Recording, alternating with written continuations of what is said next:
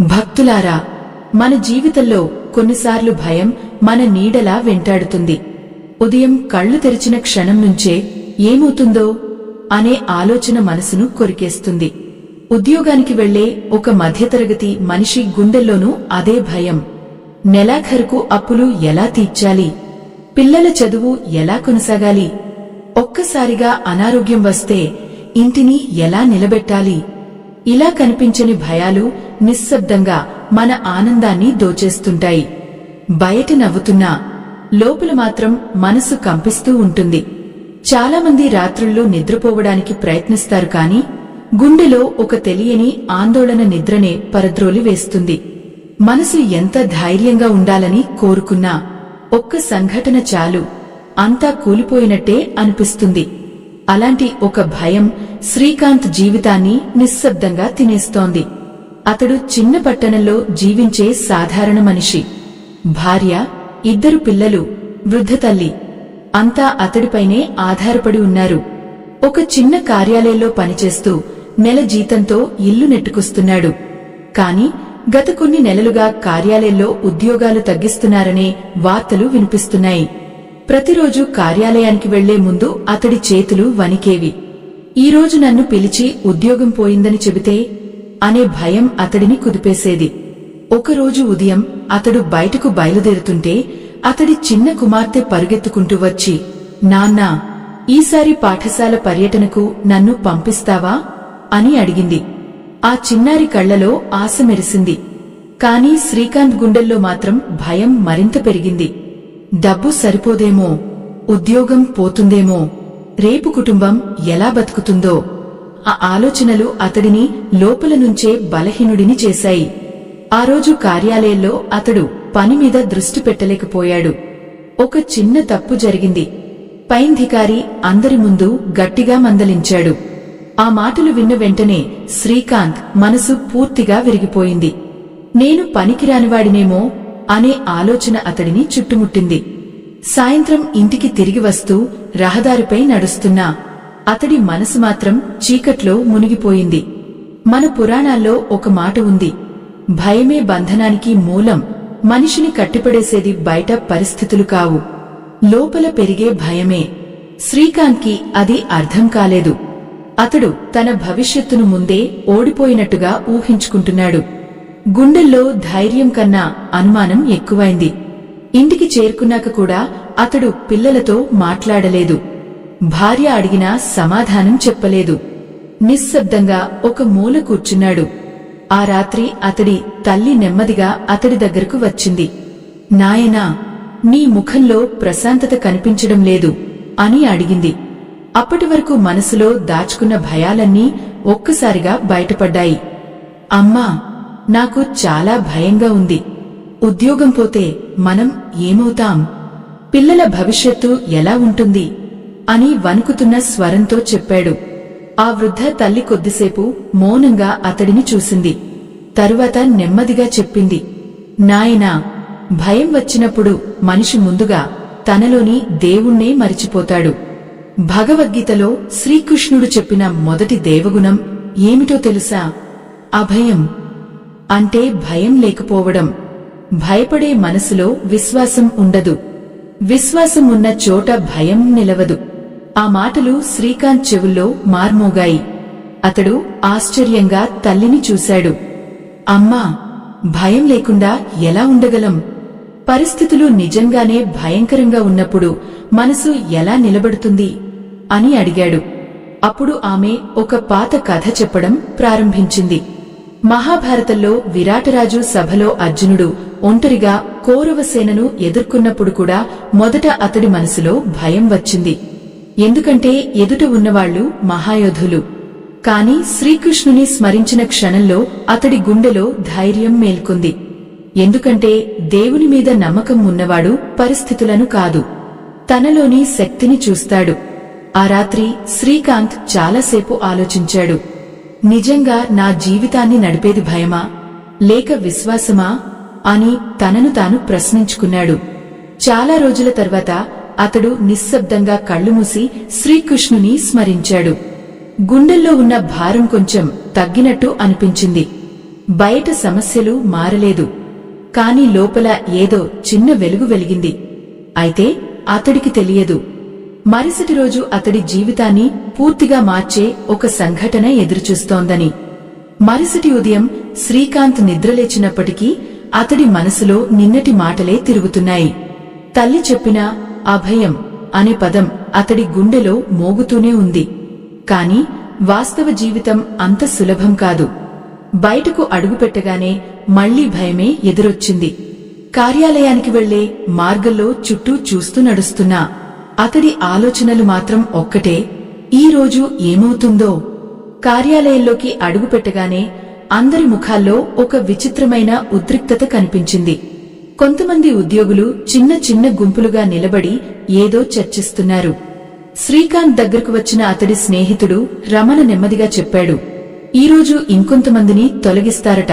ఆ మాట విన్న వెంటనే శ్రీకాంత్ గుండె ఒక్కసారిగా బలంగా కొట్టుకుంది. చేతులు చెమట పట్టాయి, కాళ్లు బలహీనంగా మారాయి. అతడు తన స్థానంలో కూర్చున్నాడు, కాని పని చేయలేకపోయాడు. ప్రతిసారి పైంధికారి గది తలుపు తెరుచుకున్నా అతడి గుండె ఆగిపోయినట్టే అనిపించింది. ఇంతలో కార్యాలయ సహాయకుడు వచ్చి శ్రీకాంత్ గారిని అధికారిగారు పిలిచారు అన్నాడు. ఆ మాట విన్న క్షణంలో అతడి శరీరం వణికిపోయింది. నెమ్మదిగా గదిలోకి అడుగుపెట్టాడు. లోపల అధికారి ముఖం గంభీరంగా ఉంది. కొద్దిసేపు మౌనం. ఆ మౌనం శ్రీకాంత్కి యుగంలా అనిపించింది. చివరకు అధికారి మాట్లాడాడు, ఈ నెలలో కార్యాలయం ఖర్చులు తగ్గించాల్సిన పరిస్థితి వచ్చింది. అందుకే కొంతమంది ఉద్యోగులను తీసివేయాలని నిర్ణయం తీసుకున్నా. అంతే. శ్రీకాంత్ కళ్ల ముందు చీకట్లు కమ్ముకున్నాయి. తన పిల్లల ముఖాలు గుర్తొచ్చాయి, తల్లి మాటలు గుర్తొచ్చాయి. అతడు లోపల పూర్తిగా కూలిపోయాడు. కాని ఆ క్షణంలోనే అతడి మనసులో మరో స్వరం వినిపించింది. భయపడే మనసులో విశ్వాసం ఉండదు. అతడు లోపల నిశ్శబ్దంగా శ్రీకృష్ణుని స్మరించాడు. ఏం జరిగినా నేను తట్టుకుంటాను అని తనను తాను ధైర్యపరచుకున్నాడు. ఆశ్చర్యంగా అతడి గుండెల్లో ఒక ప్రశాంతత కలిగింది. అధికారి కొద్దిసేపు అతడిని చూసి మళ్లీ అన్నాడు, కాని మీ పనితనం నిజాయితీగా ఉంది. అందుకే మిమ్మల్ని తొలగించడం లేదు. కొత్త విభాగంలో బాధ్యత ఇస్తున్నా. ఆ మాట విన్న క్షణంలో శ్రీకాంత్ కళ్లలో నీళ్లు తిరిగాయి. అతడు బయటకు వచ్చాక చాలాసేపు నిశ్శబ్దంగా నిలబడ్డాడు. నేను ముందే ఎందుకు అంత భయపడ్డాను అనే ప్రశ్న అతడిని తాకింది. నిజంగా సమస్య రాకముందే మనసులోనే 100 సార్లు ఓడిపోయాడని అతడికి అర్థమైంది. మన తెలుగు సామెత చెబుతుంది, భయపడినవాడికి బొమ్మ కూడా భూతమే. మనసులో భయం పెరిగితే సాధారణ సంఘటన కూడా ప్రమాదంలా కనిపిస్తుంది. కాని విశ్వాసం ఉన్న చోట అదే పరిస్థితి అవకాశంగా మారుతుంది. శ్రీకాంత్ జీవితంలో కూడా అదే జరిగింది. సాయంత్రం ఇంటికి వచ్చాక అతడు తల్లితో జరిగిన విషయమంతా చెప్పాడు. వృద్ధ తల్లి చిరునవ్వుతో, చూసావా నాయనా, పరిస్థితి కంటే ముందు భయం వస్తుంది. కాని భయం నిజం కాదు, అది మన ఊహ మాత్రమే అని చెప్పింది. ఆ రాత్రి అతడు చాలా రోజుల తర్వాత ప్రశాంతంగా భోజనం చేశాడు. పిల్లలతో నవ్వుతూ మాట్లాడాడు.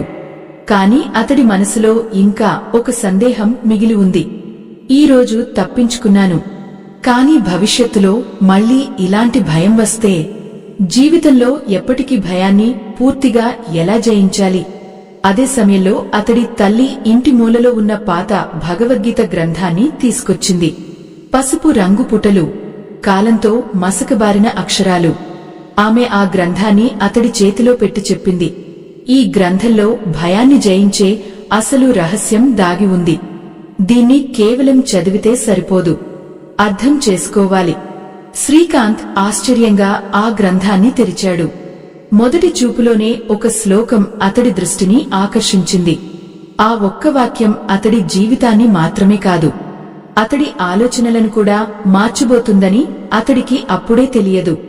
ఆ శ్లోకం ఇలా ఉంది, క్షుద్రం హృదయ దౌర్బల్యం త్యక్త్వోత్తిష్ఠ పరంతప. అంటే, ఓ అర్జునా, ఈ హృదయ బలహీనతను విడిచిపెట్టి లేచి నిలబడు అని శ్రీకృష్ణుడు చెప్పిన మాట. ఆ అక్షరాలు చదువుతుండగా శ్రీకాంత్ గుండెల్లో ఏదో కదిలింది.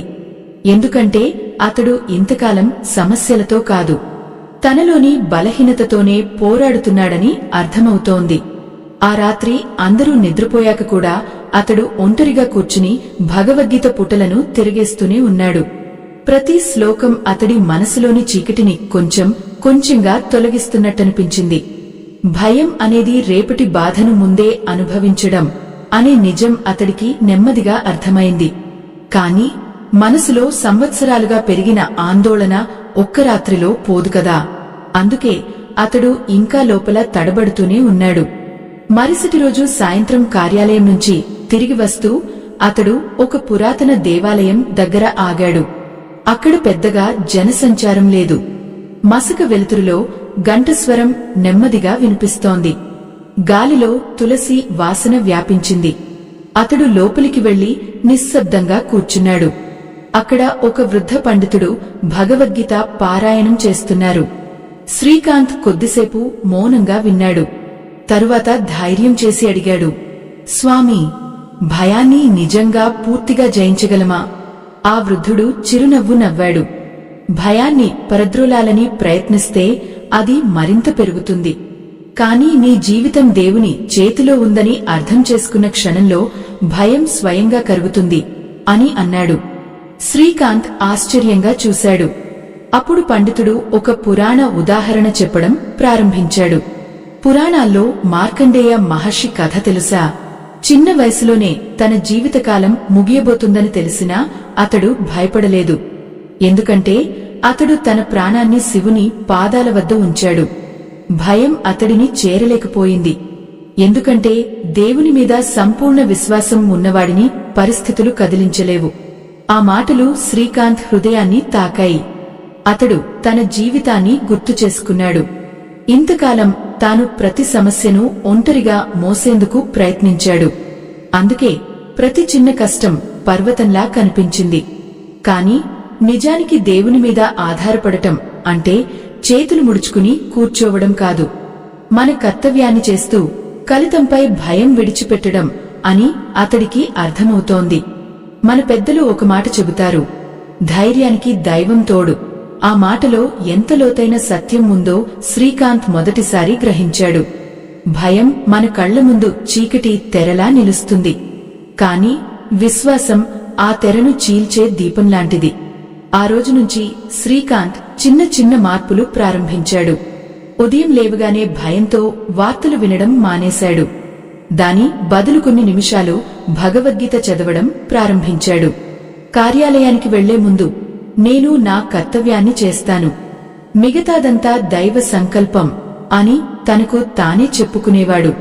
కొన్ని రోజుల తర్వాత అతడి భార్య కూడా అతడిలో మార్పు గమనించింది. ఇంతకాలం చిరాకు, ఆందోళనతో ఉండే మనిషి ఇప్పుడు ప్రశాంతంగా మాట్లాడుతున్నాడు. పిల్లలతో సమయం గడుపుతున్నాడు. ఇంట్లో ఒక కొత్త వెలుగు కనిపిస్తోంది. కాని జీవితం ఎప్పుడూ ఒకేలా ఉండదు కదా. ఒక సాయంత్రం కార్యాలయం నుంచి ఇంటికి వస్తున్నప్పుడు అతడికి ఒక అపరిచిత సంఖ్య నుంచి పిలుపు వచ్చింది. ఫోన్ ఎత్తగానే ఆ వైపు నుంచి ఒక గంభీర స్వరం వినిపించింది. మీ గురించి అత్యవసరంగా మాట్లాడాలి. వెంటనే పాత సరస్సు దగ్గరకు రండి. ఆ మాట విన్న క్షణంలో శ్రీకాంత్ గుండెల్లో మళ్లీ పాత భయం మేల్కొంది. ఎవరు? ఎందుకు పిలుస్తున్నారు? ఏదైనా ప్రమాదమా? అతడి అడుగులు ఆగిపోయాయి. కాని ఈసారి అతడు వెంటనే కూలిపోలేదు. లోపల నిశ్శబ్దంగా శ్రీకృష్ణుని స్మరించాడు. అయినా ఆ రాత్రి సరస్సు దగ్గర అతడిని ఎదురుచూస్తున్న విషయం అతడి జీవితాన్నే కాదు, అతడి విశ్వాసాన్ని పరీక్షించబోతోందని అతడికి తెలియదు. మీకు కూడా జీవితంలో ఇలాగే భయం అకస్మాత్తుగా ఎదురే దైవస్మరణ వల్ల ధైర్యం వచ్చిన సందర్భం ఉంటే కామెంట్స్ లో ఓం నమో భగవతే వాసుదేవాయ అని రాయండి. చీకటి మెల్లగా పట్టణాన్ని కప్పేస్తోంది. ఆకాశంలో మేఘాలు నెమ్మదిగా కదులుతున్నాయి. పాత సరస్సు దగ్గరికి వెళ్లే దారి చాలా నిశ్శబ్దంగా ఉంది. చెట్ల మధ్య నుంచి వచ్చేగాలి శబ్దం కూడా ఆ రాత్రి భయంకరంగా అనిపించింది. శ్రీకాంత్ అడుగులు ముందుకు పడుతున్నా గుండెలో మాత్రం ఆందోళన అలజడి సృష్టిస్తోంది. ఎందుకు పిలిచారు? ఎవరు పిలిచారు? అనే ప్రశ్నలు అతడిని వెంటాడుతున్నాయి. కాని వెంటనే అతడు భగవద్గీతలో చదివిన మాట గుర్తు చేసుకున్నాడు. మనసును జయించిన వాడికి భయం దగ్గర కాలేదు. వెంటనే లోపల గట్టిగా శ్వాస తీసుకున్నాడు. ఏం జరిగినా నేను ధైర్యంగా ఎదుర్కొంటాను అని తనకు తానే చెప్పుకున్నాడు. సరస్సు దగ్గరకు చేరుకున్నాక అక్కడ ఒక వృద్ధుడు నిలబడి కనిపించాడు. తెల్లని వస్త్రం, ప్రశాంతమైన చూపు, చేతిలో జపమాల. అతడిని చూసి శ్రీకాంత్ ఆశ్చర్యపోయాడు. మీరు ఎవరు అని అడిగాడు. ఆ వృద్ధుడు చిరునవ్వు నవ్వుతూ అన్నాడు, నిన్ను పిలిపించింది భయం కాదు నాయనా, నీలో మేల్కొంటున్న ధైర్యం. శ్రీకాంత్ ఏమీ అర్థంకాక నిశ్శబ్దంగా నిలబడ్డాడు. అప్పుడు ఆ వృద్ధుడు నెమ్మదిగా సరస్సు నీళ్లవైపు చూపిస్తూ అడిగాడు, ఈ నీటిలో నీ ప్రతిబింబం కనిపిస్తున్నదా? అవును అన్నాడు శ్రీకాంత్. ఇప్పుడు ఒక చిన్న రాయి వేస్తే ఏమవుతుంది? నీరు అలజడి చెందుతుంది, ప్రతిబింబం చెదిరిపోతుంది. వృద్ధుడు చిరునవ్వుతో తల ఊపాడు. అదే మనసు కూడా. భయం అనే రాయి పడగానే మన ఆలోచనలు చెదిరిపోతాయి. అప్పుడు నిజం కనిపించదు. కాని నీరు ప్రశాంతంగా ఉన్నప్పుడు ప్రతిబింబం స్పష్టంగా కనిపిస్తుంది. అలాగే మనసు ప్రశాంతంగా ఉన్నప్పుడు జీవితం కూడా స్పష్టంగా అర్థమవుతుంది. ఆ మాటలు శ్రీకాంత్ హృదయంలోకి దిగిపోయాయి. అతడు చాలాసేపు ఆ నీటిని చూస్తూ నిలబడ్డాడు. నిజంగా ఇంతకాలం తన భయాలే తన జీవితాన్ని వక్రీకరించాయని అతడికి అర్థమవుతోంది. అప్పుడు వృద్ధుడు మరో కథ చెప్పడం ప్రారంభించాడు. రామాయణంలో సముద్రం దాటే ముందు హనుమంతుడు కూడా ఒక క్షణం తన శక్తిని మర్చిపోయాడు. అతడిలో అపార బలం ఉన్నా అనుమానం అతడిని బలహీనుడిని చేసింది. కాని జాంబవంతుడు అతడికి తన అసలు శక్తిని గుర్తుచేసినప్పుడు హనుమంతుడు భయాన్ని దాటి ఆకాశంలో ఎగిరాడు. మనిషి జీవితంలో కూడా ఇదే జరుగుతుంది. శక్తి లేక కాదు, తన శక్తిని మర్చిపోవడం వల్లే భయపడతాడు. ఆ ఉదాహరణ విన్నాక శ్రీకాంత్ కళ్లలో వెలుగు మెరిసింది. అంటే భయాన్ని జయించాలంటే ముందుగా మనలోని దైవశక్తిని గుర్తించాలా అని అడిగాడు. వృద్ధుడు చిరునవ్వుతో అదే భగవద్గీత సారం అని అన్నాడు. ఆ రాత్రి ఇంటికి తిరిగి వస్తూ శ్రీకాంత్ మనసు చాలా తేలికగా అనిపించింది. రహదారి అదే, జీవితం అదే, కాని అతడి చూపు మారుతోంది. ఇంతకాలం ప్రతి పరిస్థితిని ప్రమాదంగా చూసిన మనసు ఇప్పుడు దైవపాఠంలా చూడడం ప్రారంభించింది. కొన్ని రోజుల తర్వాత కార్యాలయంలో ఒక పెద్ద సమస్య వచ్చింది. ముఖ్యమైన పత్రాలు తప్పిపోయాయి. అందరూ భయంతో వణికిపోయారు. కొంతమంది ఉద్యోగులు ఒకరినొకరు నిందించుకోవడం మొదలుపెట్టారు. ఇంతకుముందు అయితే శ్రీకాంత్ కూడా గందరగోళానికి గురయ్యేవాడు. కాని ఈసారి అతడు ప్రశాంతంగా ఆలోచించాడు. నెమ్మదిగా పాత దస్త్రాలను పరిశీలించి సమస్యకు పరిష్కారం కనుగొన్నాడు. అధికారి ఆశ్చర్యపోయి, ఇంత ఒత్తిడిలో కూడా నువ్వు ఎలా ప్రశాంతంగా ఉన్నావు అని అడిగాడు. శ్రీకాంత్ మృదువుగా నవ్వి, భయం సమస్యను పెద్దదిగా చూపిస్తుంది సార్, ప్రశాంతత పరిష్కారాన్ని చూపిస్తుంది అని అన్నాడు. ఆ మాట విన్నవారంతా ఆశ్చర్యంగా అతడిని చూశారు. ఎందుకంటే కొద్ది రోజుల క్రితం వరకు చిన్న సమస్యకే వణికిపోయే మనిషి ఇప్పుడు అందరికీ ధైర్యం చెప్పే స్థితికి చేరుకున్నాడు. మన తెలుగు సామెత చెబుతుంది, ధైర్యమే లక్ష్మి. ధైర్యంగా నిలబడిన మనిషి జీవితంలో ఆశీర్వాదాలు స్వయంగా వస్తాయి. భయం తలుపులు మూసేస్తుంది, విశ్వాసం తలుపులు తెరుస్తుంది. ఆ రాత్రి శ్రీకాంత్ భగవద్గీత పుస్తకాన్ని గుండెలకు హత్తుకుని నిశ్శబ్దంగా కూర్చున్నాడు. ప్రభూ, నా జీవితాన్ని మార్చింది పరిస్థితులు కాదు, నీ మాటలే అని మనసులో చెప్పుకున్నాడు. మీ అందరికీ ఈ ఆధ్యాత్మిక కథ హృదయానికి తాకి ఉంటే, మా ధార్మిక ప్రయాణానికి తోడుగా నిలవాలనుకుంటే కింద ఉన్న స్కానర్ ద్వారా మీకు తోచిన సహాయం చేయండి. మీ చిన్న సహాయం కూడా మరెందరికో ధైర్యం, భక్తి, ఆధ్యాత్మిక వెలుగును అందిస్తుంది. కాని శ్రీకాంత్ జీవితంలో అసలు పరీక్ష ఇంకా మిగిలే ఉంది. ఎందుకంటే అతడు త్వరలో ఎదుర్కోబోయే సంఘటన అతడి భయాన్ని పూర్తిగా నశింపజేస్తుందా లేక మళ్లీ చీకట్లోకి నెట్టేస్తుందా అన్నది ఇంకా తెలియాల్సి ఉంది. ఒక ఉదయం శ్రీకాంత్ కార్యాలయానికి వెళ్లడానికి సిద్ధమవుతుండగా ఇంట్లో అకస్మాత్తుగా కలత మొదలైంది. అతడి తల్లి ఒక్కసారిగా కళ్లు మూసుకుని కింద పడిపోయింది. భార్య భయంతో కేక వేసింది. పిల్లలు ఏడవడం ప్రారంభించారు. ఆ దృశ్యం చూసిన క్షణంలో శ్రీకాంత్ గుండెల్లో పాత భయం మళ్లీ ఉప్పెనలా ఎగసివచ్చింది. కొన్ని క్షణాలు అతడు ఏమీ ఆలోచించలేక నిలబడ్డాడు. చేతులు వణికాయి.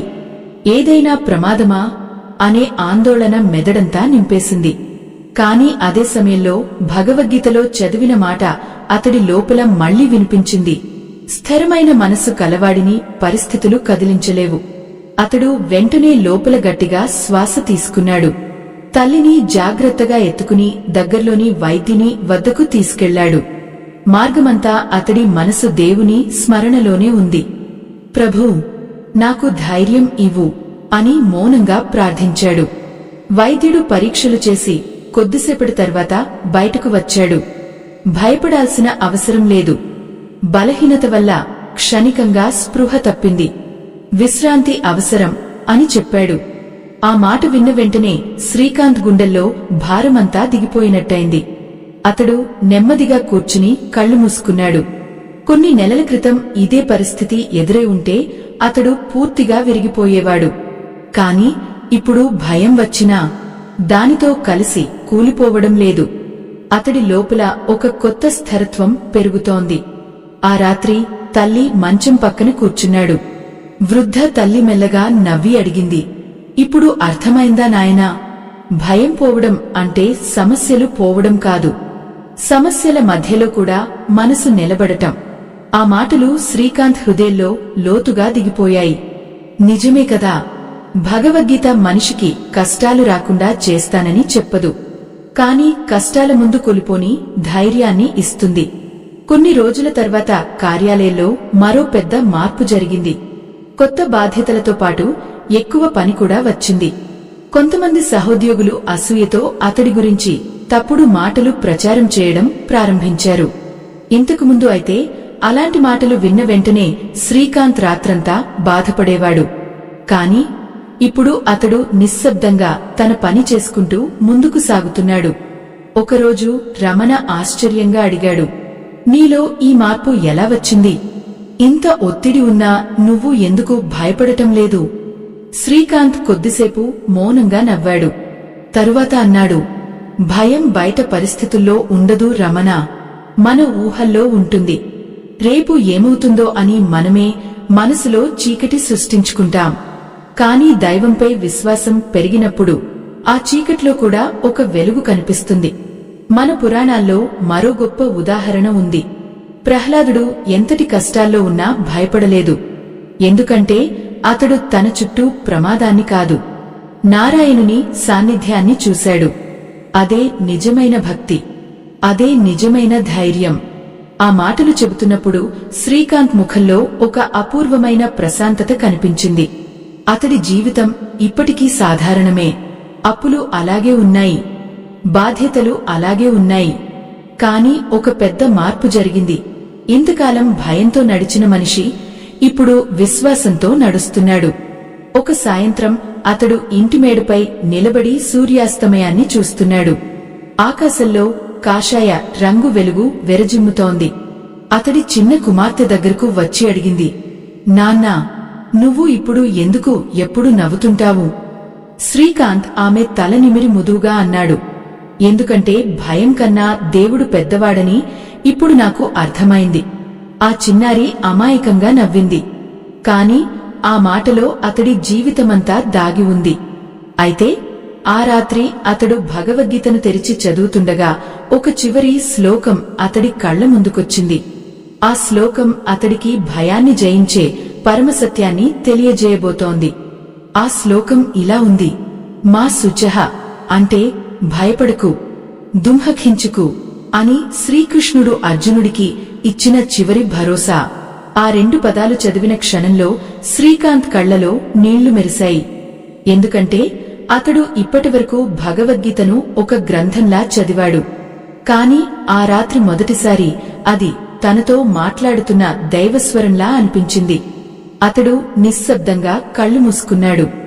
గత కొన్ని నెలలుగా తన జీవితంలో జరిగిన ప్రతి సంఘటన గుర్తుకొచ్చింది. ఉద్యోగం పోతుందనే భయం, కుటుంబ భవిష్యత్తుపై ఆందోళన, తల్లి అనారోగ్యం, ఇతరుల మాటలు. ఇవన్నీ అతడిని కూలదోసేందుకు వచ్చాయి. కాని ప్రతి క్షణంలో భగవద్గీత అతడిని మళ్లీ నిలబెట్టింది. ఆ సమయంలో అతడి తల్లి నెమ్మదిగా గదిలోకి వచ్చింది. శ్రీకాంత్ కళ్లలోని మార్పును చూసి చిరునవ్వు నవ్వింది. ఇప్పుడు నీ ముఖంలో నిజమైన ప్రశాంతత కనిపిస్తోంది నాయనా అని చెప్పింది. శ్రీకాంత్ ముదువుగా అన్నాడు, అమ్మా, నేను ఇంతకాలం భయాన్ని తొలగించేందుకు ప్రయత్నించాను. కాని ఇప్పుడు అర్థమైంది. దేవుని దగ్గరికి వెళ్ళినప్పుడు భయం తనంతటా తానే వెళ్ళిపోతుంది. ఆ వృద్ధ తల్లి కళ్లలో ఆనంద భాష్పాలు మెరిశాయి. అదే భగవద్గీత సారం నాయనా. జీవితం మొత్తం మన నియంత్రణలో ఉండదు, కాని మన విశ్వాసం మాత్రం మన చేతుల్లోనే ఉంటుంది అని చెప్పింది. మన తెలుగు సామెత చెబుతుంది, దేవబలం ఉన్న చోట దుర్బలం నిలవదు. ఎంతటి చీకటి ఉన్నా ఒక చిన్న దీపం చాలు దాన్ని తొలగించడానికి. అలాగే మనసులో విశ్వాసం వెలిగితే భయం కరిగిపోతుంది. కొన్ని రోజుల తర్వాత కార్యాలయంలో అందరి ముందు శ్రీకాంత్కి పదోన్నతి ప్రకటించారు.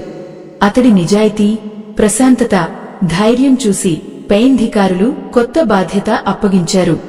ఆ వార్త విన్న సహోద్యోగులు ఆశ్చర్యపోయారు. ఎందుకంటే ఒకప్పుడు చిన్న సమస్యకే వణికిపోయే మనిషి ఇప్పుడు అందరికీ ఆదర్శంగా మారిపోయాడు. ఇంటికి చేరుకున్నాక అతడి పిల్లలు ఆనందంతో అతడిని చుట్టుముట్టారు. భార్య కళ్లలో గర్వం మెరిసింది. తల్లి మాత్రం దేవుని చిత్రాన్ని చూసి చేతులు జోడించింది. ఆ రాత్రి శ్రీకాంత్ ఇంటిమేడుపై నిలబడి ఆకాశాన్ని చూస్తున్నాడు. చల్లని గాలి వీచుతోంది. ఎన్నో రోజుల తర్వాత అతడి గుండెల్లో సంపూర్ణమైన ప్రశాంతత నిండింది. ప్రభూ, నా జీవితంలో పరిస్థితులు మారకముందే నా మనసును మార్చినందుకు కృతజ్ఞతలు అని నిశ్శబ్దంగా ప్రార్థించాడు. అప్పుడు అతడికి ఒక గొప్ప సత్యం అర్థమైంది. భయాన్ని జయించడం అంటే కష్టాలు రాకుండా చేయడం కాదు. కష్టాలు వచ్చినా నేను ఒంటరివాడిని కాదు అని నమ్మగలగడం. అదే భగవద్గీత ఇచ్చే అసలైన ధైర్యం. పురాణాల్లో గజేంద్రుడు మొసలి పట్టులో చిక్కుకున్నప్పుడు చివరి క్షణంలో కూడా నారాయణుడిని స్మరించాడు. ఆ విశ్వాసమే అతడిని రక్షించింది. అలాగే మన జీవితంలో కూడా ఎన్నో భయాలు వస్తాయి. కాని దేవుని స్మరణ మనసుకు అచంచలమైన బలాన్ని ఇస్తుంది. మీ అందరికీ కూడా ఈ కథ ద్వారా ధైర్యం, భక్తి, విశ్వాసం పెరిగి ఉంటే మా ఆధ్యాత్మిక ప్రయాణానికి మీ ఆశీర్వాదంగా కింద ఉన్న స్కానర్ ద్వారా మీకు తోచిన సహాయం చేయండి. మీ చిన్న సహాయం మరెందరికో భగవద్గీత సందేశాన్ని చేరుస్తుంది. చివరగా శ్రీకాంత్ తన కుమార్తెతో కలిసి భగవద్గీత పుస్తకాన్ని తెరిచి చదవడం ప్రారంభించాడు. ఆ చిన్నారి అమాయకంగా అడిగింది, నాన్నా, భయం మళ్లీ వస్తుందా? శ్రీకాంత్ చిరునవ్వుతో సమాధానం చెప్పాడు, వస్తుంది తల్లి. కాని ఇప్పుడు దాన్ని ఎలా జయించాలో మనకు తెలుసు. ఆకాశంలో ఉదయించే సూర్యుడి వెలుగు మెల్లగా ఇంటిమీద పడుతోంది. కొత్త రోజు ప్రారంభమైంది. కాని ఈసారి శ్రీకాంత్ జీవితంలో భయం కాదు, విశ్వాసమే ముందుకు నడిపిస్తోంది. ఈ ఆధ్యాత్మిక ప్రయాణం ఇక్కడితో ముగిసిపోయింది. స్వస్తి.